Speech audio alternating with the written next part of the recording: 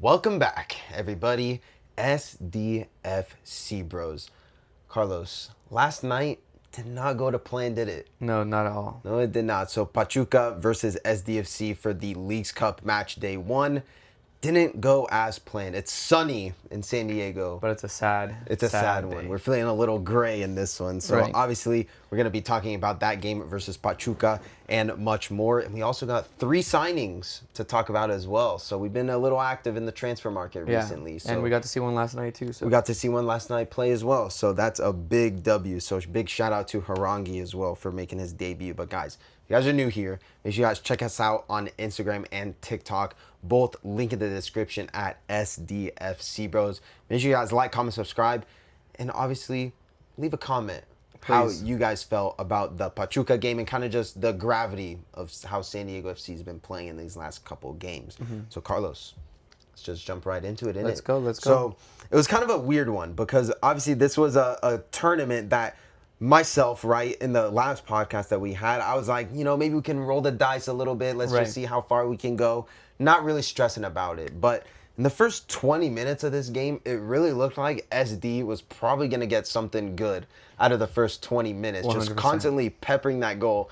And I do not like how San Diego FC posted that on Instagram. Just Before- bad yeah, I juju, know, bad before juju, everything, bad energy. So didn't like how that was posted. But first 20 minutes, we actually looked kind of nice. What were you kind of thinking about us in the first couple minutes? I mean, the first 20 minutes was probably just amazing soccer that, from San Diego, just pass. But again, it just comes down to how amazing can it be if you're not scoring a goal? So, Right. I mean, at the end of the day, you can play the most amazing game of anything, and if you're not doing the last thing that you need to do, Right. doesn't matter. You could be an elegant swimmer, but if you're not first place, what's the purpose of that, Fairs, right? fairs. So it's just exactly what was happening with San Diego. But beautiful soccer. Yeah. And a lot that I kept telling Vince is just Liga MX. Yeah. When it comes to Mexican teams, like something that I've just picked up on is like Sure. we play the game a little slow at the Right. start. It's like, and I think you saw that last night. Oh, yeah. 100%. But we play the game a little slow. Right. It's almost like both teams kind of know like we're just here to like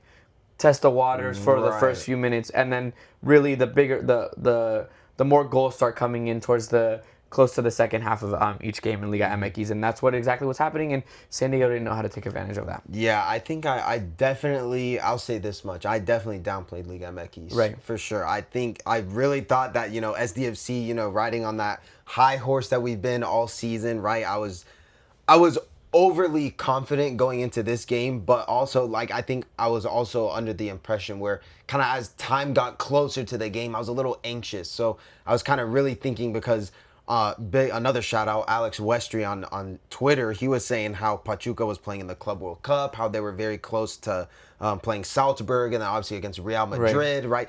I'm just thinking if we played Real Madrid, we would get absolutely whipped Right. into shape. So it was kind of like a reality check. Oh yeah, sometimes. this was. I think this game more than anything was a huge reality check on where San Diego FC kind of lies in the argument, I guess you could say, from Liga MX to yeah. MLS. And I mean, yeah, we played Club America, but I mean, bro, they were playing like their B B team. Yeah. team, damn And near a C team. We had a Losky. And we and we had Iloski, Yeah. so that's a huge bonus as well. But yeah, I think also in this game, I feel like there was just too much of an emphasis on Chucky in this game, and I feel like you just saw so many times. I feel like we were kind of forcing the ball just Right. a little bit too much on that on that left hand side.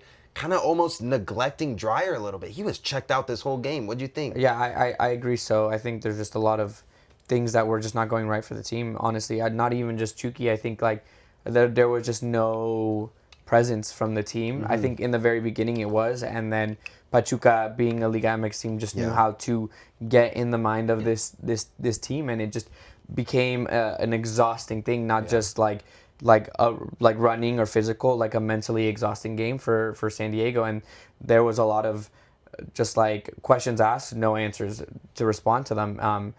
And again, Chucky missing multiple goals, Dreyer missing multiple goals, and Yeah. you could just see as the game progressed how frustrating it got for the players.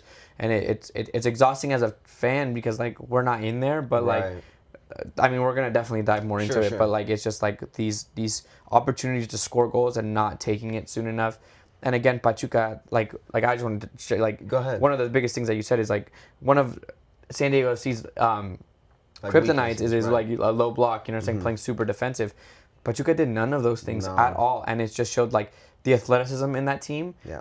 and the ability to just play a mental I game think the of soccer. quality as well. Right, the quality, and it's like Right. what I kept saying too is like it was exhausting for us to get to goal, and it was just exhausting, and then the Pachuca would get the ball and just book it to the thing, Yeah. and it's just another exhausting, what's it called, Yeah. where you're not seeing that in MLS. Right. You're not being punished as hard like that in MLS. But again, Liga MX is a punishing league. Yeah, 100%. Yeah, I definitely downplayed the quality of Pachuca, and like how you're saying, they were just back to front in an instant. And I mean, you definitely saw our back line get stretched out, and I feel like that's a lot of the times how Pachuca scored was because a lot of our defenders were out of position. And I mean, look, you can say, we got a young back line, right? Average right. age 20 years old, which is still kind of mad, and they've been playing, a couple consecutive games together. But I think you definitely saw the experience, or rather the lack of experience, being in that back line. And I mean, Pachuca just totally ripped them apart. Right, and I think if we go back to like every game that San Diego FC has won or barely won by, like even the Right. Vancouver game where we tied, or any things like that, there are multiple times where teams are so close to scoring, but they don't. You know what I'm saying? And that's the MLS. Like they're more forgiving. It's more Right. forgiving because if you make a mistake, you're forgiven a lot easier because the other team is making the same amount of mistakes as you. In like any other league at this point, it seems like those mistakes are not made. Right. You know what I'm saying? Pachuca wasn't making a mistake in that final third. Right. They were scoring and making those things, and that's what happens here is that we're so used to being forgiven for our mistakes Right. because the other team's making mistakes too, so we can come out of it. But when you play a team that is not going to forgive you for the Yeah. mistakes you made, we need to learn how to score. Yeah, that's 100%. And I mean, speaking of, knowing how to score, the lack of a presence in the striker position Right. is dangerously concerning to me. I mean, I always kind of talk about this. We can't, lean back on this Iloski argument because it's like I'm under the impression where it's like we have to move on to Iloski. Like 100%. he is gone, done, dusted. If he comes back, 2, 3, 5 years, whatever, cool. But it's like we got to live in the now where it's like we have to find solutions on how this striker position is really going to affect us going forward. And I mean, look, I love Tomas Angel. I think he brings a lot of kind of, not necessarily like passion, but a lot of energy Right. up top. But just that quality and kind of, I think the off-ball movement it's missing. And it Right. sucks because it's like, I think he's a player that could be very good if he really kind of, trains on that and really kind of reads the game a lot better. But I mean, in this game, it felt like we were playing a man down with Right. that. I think Tomas Angel, like, not to say that, it just hasn't played a full game with San Diego FC. Right. I don't think he's even played a full game with LAFC where he's come from. And so I think that and putting him for a full game, you know what I'm saying, versus Pachuca is Right. like that's taxing, and Right. that's you're not using him to the best, and he has a lot to learn. I think he's still pretty young, Yeah, relatively. he's only like 21. Yeah, he's still really young and has a lot to learn. And he is a very versatile player where you can put him in for the maybe 15, 20 minutes and he's going to give you that. But for a long stretch of a game, that is not our solution. Right. And I'm not saying that he's not a great player because he is. He's wonderful and he's scored a lot of good goals. Right. But again, it's just he doesn't have the energy or the progressiveness, for me at least, to go the distance in these Right. games, or to play a game with Like high intensity. yeah, with high intensity Right. and that mentality throughout the whole game. Yeah, definitely. I think for me, it's like I feel like you can best utilize Tomas Angel when he's like on the left, kind of like going inside. Like if he Right. starts out on the left and then he kind of just drifts inside a little bit. But it's like, look, you got Chucky Lozano there. It's going to be really hard to kind of knock him off that pedestal. But I mean, I think it's just when you kind of look at it tactically, it's like you saw it right. Iloski, how he was able to kind of play on the half turn. He was able to link up play. He was able to even just turn it and have a go and shoot Right, on goal. right. And obviously, he was just such a mobile striker. I feel like that's just not Tomas Angel, to be honest. And again, I think one of the biggest things that we talked about is just the system that San Diego FC is playing needs to have a mobile striker. Right. It just doesn't work, and you have to shape up the team whole differently around that. And you wouldn't need a Chucky or Dreyer if you're playing like in the Tomas Angel or El Valakari or Right. what is it? What? Mayan? No, not Mayan. Who's the other one? The one who's injured. I forgot his name. Invartson. Invartson. You know what I'm saying? Like, you're wasting Chucky and Dryer's ability with not having a mobile striker in this. You would need two other wingers, which is not saying that they're not fit for another team. Right. They're just not fit for the squad that we have built around them, which is pacey left backs, right backs, wingers, and you need a mobile striker like Ilosky, who could run to that corner, and then now there's an opening and drags the defender with him. But again, like we saw with Tomas Sangal, like they could put one defender on him because he wasn't as pacey, he wasn't as a threat. Yeah. And to your point, like we keep wanting to say like let's forget it, move on, but San Diego didn't have a replacement for them, and that is the issue. And I think like in any team that you talk about, I get it. You get a striker come and go. Like I mean, once Luis Suarez left Barcelona, it was tough to find. It was tough to find another person. Coutinho. But we had a viable replacement. We could get through it. San Diego literally said, "Let's get rid of our Luis Suarez and have nobody, like zero, like what, like let's throw." What's it called? Pedri as striker. Like that's what we said. right. Yeah, definitely. I mean, that's a good point, right? We got rid of Ilosky prematurely. Yes. With this probably would have been his last game versus Pachuca, but it's like we got rid of him prematurely without a plan. And I mean, on top of all of our injuries that we already have at striker, right? Tomas Angel is our only option. So it's like whether we like it or not, this is probably the only option we got going forward. And it's like, look, I think right now, I think you got to put Valakari at striker, kind of playing that center forward, number 10, back to goal, kind of, type of football that we were used to seeing, right, kind of earlier on into the season. But it's like, kind of just the lack of a presence of a striker is just really concerning. And I mean, look, we're at the tail end, not the tail end of the season, but we're kind of getting there towards the end of the season where it's like, big matches are going to be played. Playoffs is around the corner. And I mean, look, if we really want to make a good little run in Leagues Cup, this is going to be a position where we have to really figure out. Fill right now. And it's like, and I'm not trying to be anything or anything like that, but it just, for me, it frustrates me at a club level seeing, transfer news, loan this, loan that, and we have yet to find a replacement for one of probably the most important roles. And again, it doesn't have to be a striker who's going to score goals. It doesn't have to be, but it has to be a striker who literally allows movement up top to allow Dreyer and Chucky the freedom to be open in that box and be expressive. Because right now what happens is with a Valakari, it just slows the game down. Both of them, it just slows the game down. It just slows the game down. With Valakari, yes, Dreyer and Chucky are a little bit more open, but they have to do an extra effort that wouldn't be needed with a valuable striker pulling a defender away.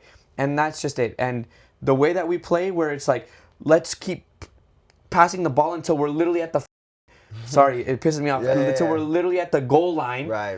Like, Dreyer and Chucky can't do anything at that point either with no striker at that point. So it's either we change our whole game where we're taking shots from further away, faster decision making in those things, or we get a striker who... I mean, you saw Pachuca taking those chances and taking those shots when they needed to. And I mean, look, I think that third goal that Pachuca scored, what a banger, dude. 100%. What a banger. That shit just flew. I think it was his debut goal too, by the way. Oh, yeah? Yes. Damn, fair enough then. Hey, tip my hat to you, my friend. But yeah, what a banger that third goal was. And I mean, at that point, right, when it was 3-0, I wasn't like checked out of the game, but like you just saw like the lack of energy from these players that they were bringing in. And I think once we subbed in De La Torre, I think once we brought in Harangi as well, and I think once we did make those tactical substitutions, you really started to see the game change. Maybe that's also because, Pachuca thought, done and dusted game, right? They were making subs as well, so I think they were kind of checked out of the game as well.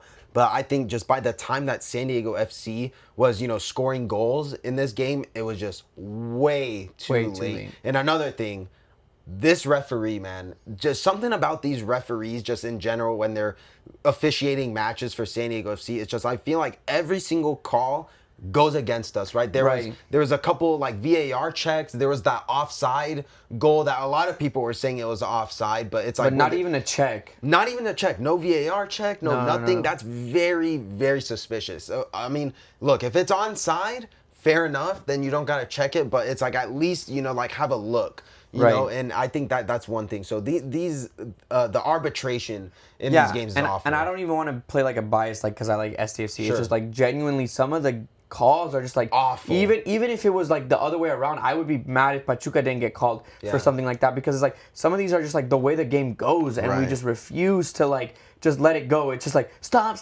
and it's just like the flow of the game just gets killed, man. Like at the end of the day. Yeah, definitely. And I'm trying to look up the amount of like yellow cards that were in this game, because I just feel, and I mean, on top of that, we're kind of missing a huge thing. Anders Dry red card game. Red card is kind of mad. Like a straight red, it's like, okay, I think it's very obvious, right? When you're in kind of like a scuffle like that, the retaliation is always going to get in trouble, right? Right. Obviously, Dryer was getting held back. I think it was like he was trying to go for a header or something like that. He gets pulled down, but while he's on the floor, he like kicks up at the Pachuca player, and it's like you're in right in front of the referee too. So it's like, I think bit silly from Dryer to do that, but it's like but I mean, at the end of the day, it's just Liga MX ball, and it is hard, it's man. tough. When you're in your head like that, and they know how to play the game. We were showing at the game like from the get-go. The game hasn't even like there's still 0-0, and Pachuca will kick the ball away from you, or will move the ball away, and it's all fairs. You know what I'm saying? All fairs. Like it's.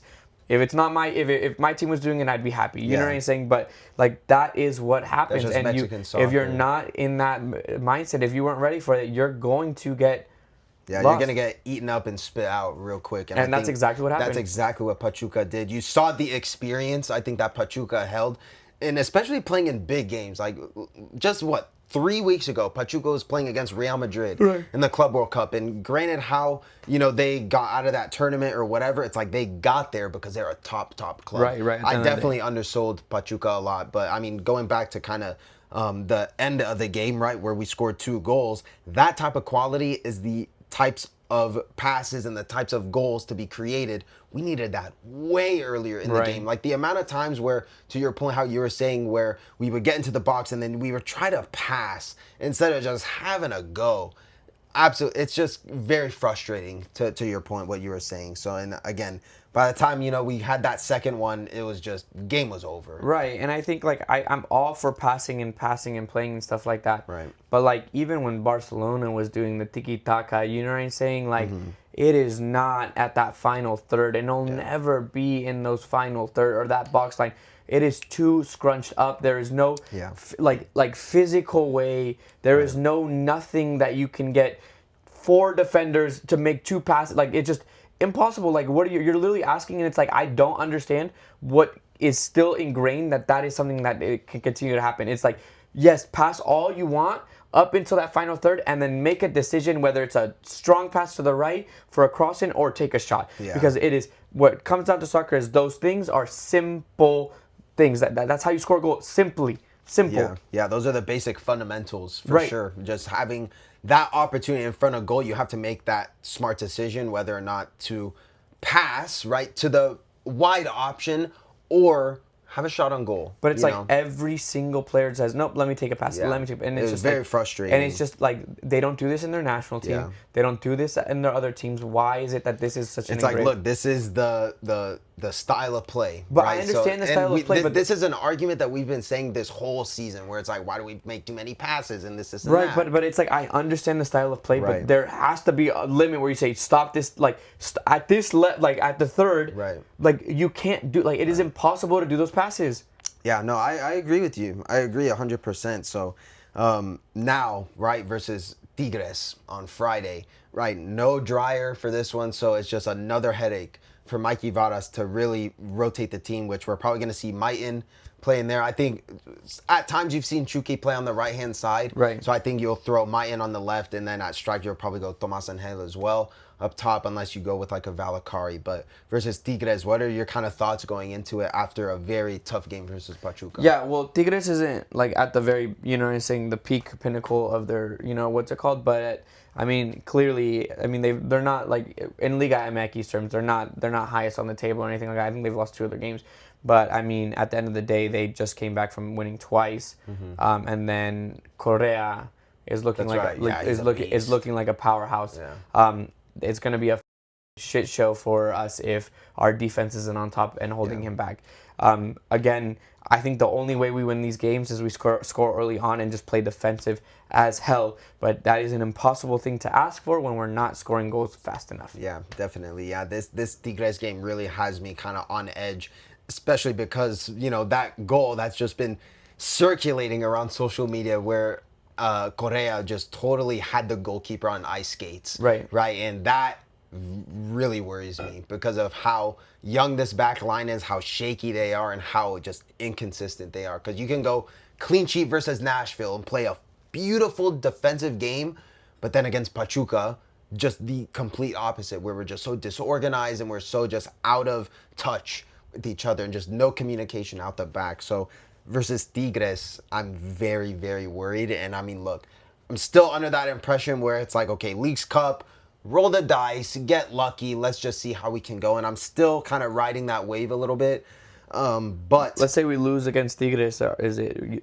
oh yeah, I think it's wraps. Yeah, I think if we lose against Tigres, then I think it's wraps. And then I think versus We just don't take Mazatlan seriously. Yeah, no, we you play the kids. Yeah. You play the kids versus Mazatlan, and you just hope for the best. But at that point, it's like I think this is kind of the moment where SDFC can make a statement and really be like, no, like that game versus Pachuca, it was a fluke. Yeah. And really make a statement because I think at this point, Tigres will be the best team that we've played in San Diego FC history, right? I mean, at this point, Pachuca was. Yeah, at this current point, Pachuca is. But come Friday, I think Tigres will be the biggest team, biggest test that this team has ever faced. So I think they got a really big, a huge hill to climb, especially no Dryer too. You're missing the MLS MVP out there as well. So that's another thing too. That's gonna be a big tough thing. I mean, we do it, if we can do it without him, we can do it without him. But I mean, it is going to be. It's gonna be a tough one. It's gonna be an uphill battle. Yeah, it's gonna be an uphill battle. But yeah, I mean, my prediction is like if we are going to score, we have to score early on and dial in. Like this, all practice should be like shooting, dialing in like as soon as possible because.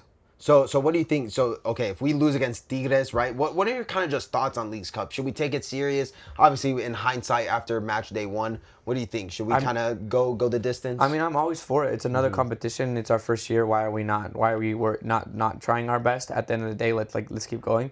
After we lose to Tigres, if we lose to Tigres, I think it just call it, end it, like you said, go Mazatlan, and just start focusing on the league again.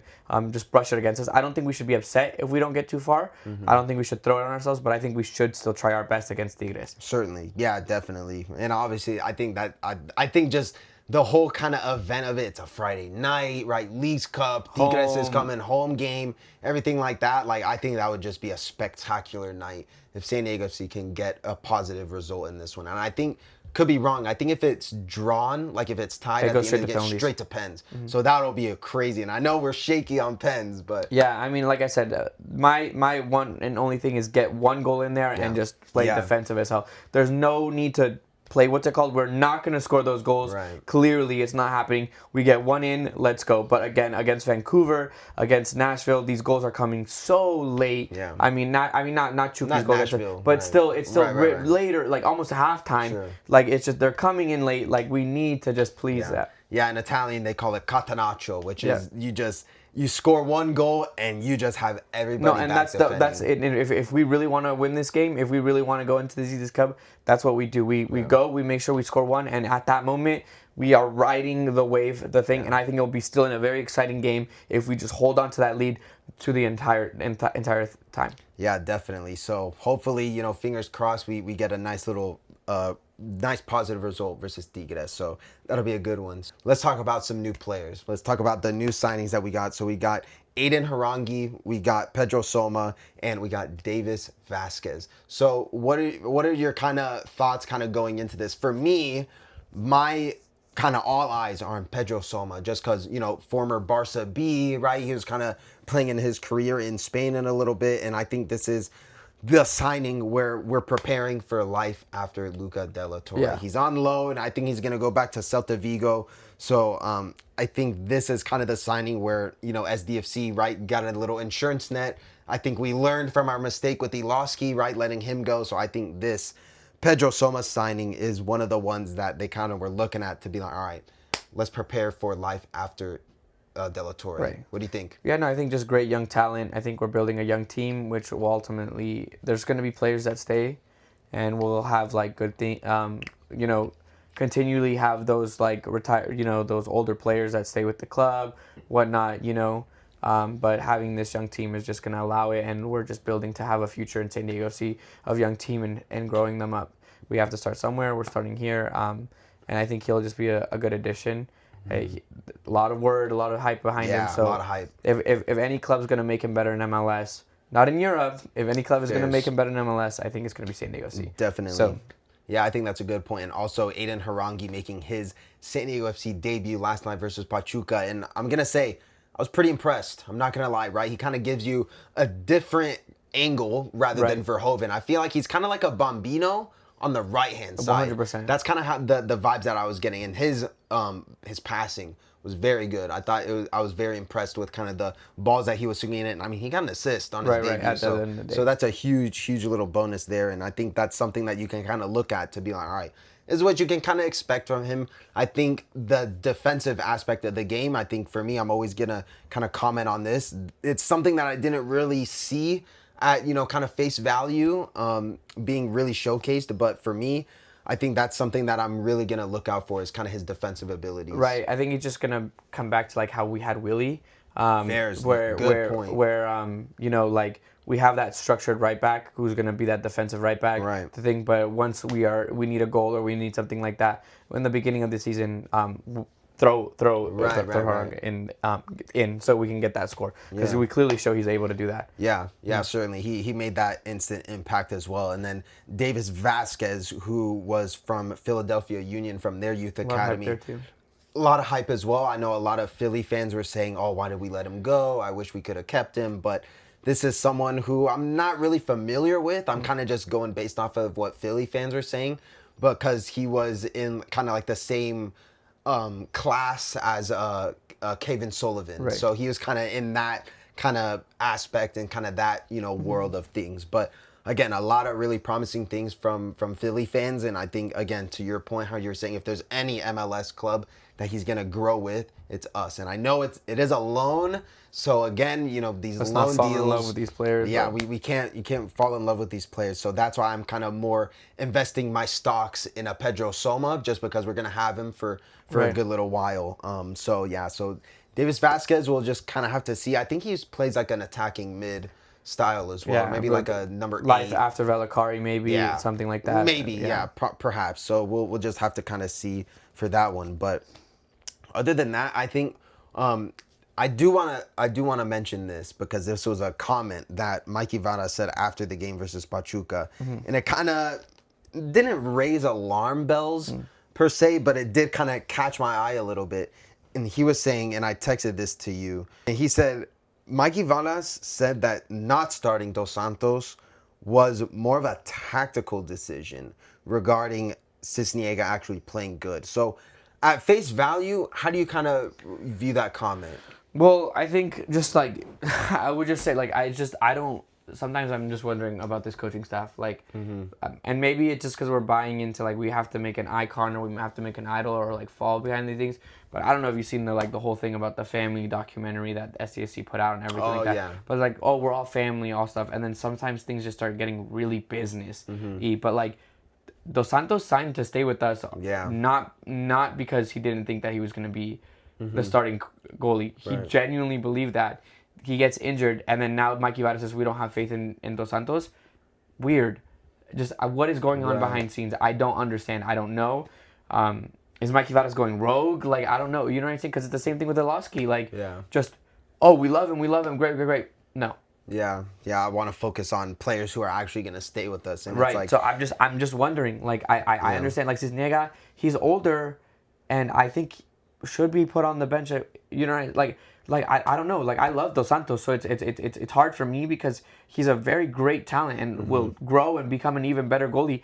But like, he signed with. Well, the only thing that makes me feel bad is like, and I get this game is a business, but like he signed with us because he saw a long-term potential with us. Right. Yeah, definitely. And I think Cisniega has been playing very good. I know obviously he's the better goalie of both of them. Yeah, I think Cisniega's been playing really good, but also it's like if you have this long-term kind of vision with a CJ Dos Santos in goal, then I think it's kind of doing a disservice to him by not kind of giving him experience in these types of games versus Pachuca. Maybe, he plays versus Mazatlan, I'm not really sure, Right. but, even then, I think you're still kind of, making a lot of uncertainties by Mikey Vara saying that, but it's like, look, I don't want to, sit here and kind of beat around the bush, but it's like I think Cisniega has been playing a lot better than Dos Santos. Like, let's just call it a buck. No. I know we can't argue about that at the end of the day, but yeah, it's definitely more of a tactical decision because I think Mikey Varas has a lot more security with the Cisniega. Well, it's not only that; it's just like Dos Santos didn't do anything wrong. Fairs, yeah, he just got injured. And it's not like he was playing the worst freaking game of his life. Right. But yeah.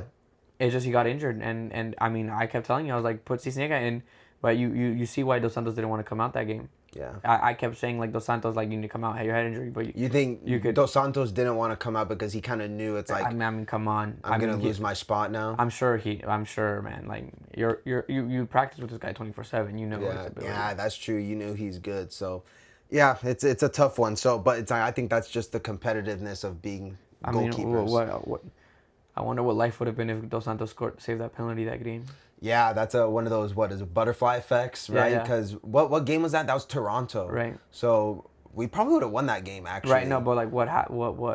Oh yeah, what is life for Dos Santos if he saves that penalty? Yeah, I mean he saved that one penalty right earlier on this season, and that was a huge amount. I think that was like peak Dos Santos, where he was getting all the love and he was getting all that, and I think literally right after that, he got that contract extension. Exactly. So, yeah. So, very interesting little butterfly effect. But, yeah, guys. That's all we got. Maybe a little shorter of an episode this time around. But, guys, if you guys are new here, make sure you guys like, comment, subscribe. Make sure you guys get involved in the comment section below. Check us out on Instagram and TikTok. Link in the description at SDFC Bros. Carlos, you got anything else to add, my friend? No, man. I think just we got to keep going strong. There's a lot to see about this team, a lot to see. I think as fans, we're still following you at the end of the day. Mm-hmm. Shout out to Frontera as always, because the only person that showed up for that game, I will agree to say, was the Frontera. Yep. So just continue support. I love these fans. I love everybody. We're still showing out, but come on. We got to do something. We're starting to get more into the season, so we get to talk a little bit more of what's going on, stuff like that. But, we'll figure this out. Always and forever STFC. Definitely. Vamos San Diego. With that being said, guys, you guys like, comment, subscribe, and we'll see y'all in the next episode. Ciao ragazzi.